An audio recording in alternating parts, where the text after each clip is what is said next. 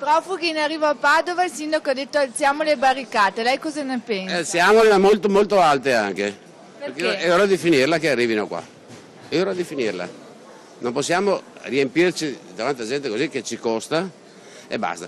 Andiamo a aiutarli se vogliamo giù al loro posto, allora a casa loro, però qui basta, non possiamo riempirci.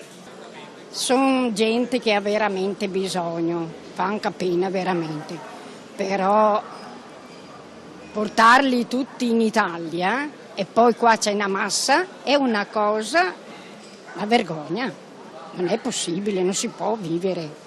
Cioè, ce ne sono parecchi effettivamente, come dice Bitonci, però se con le giuste cautele di reinserimento, con i giusti corsi sia ai profughi che agli italiani, cioè, secondo me se riusciamo a ambientarli nella nostra società può essere comunque costruttivo. Io non sono contro ai profughi in generale.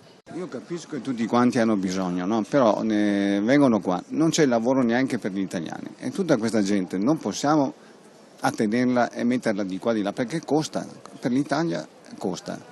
Ecco, cosa devo dire? Mi dispiace ma non so, anche l'Europa deve prendersi le sue responsabilità.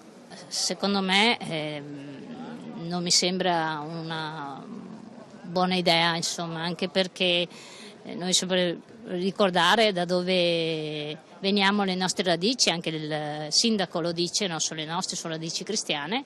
Mi sembra che anche il Papa si sia espresso in maniera chiara su questo punto.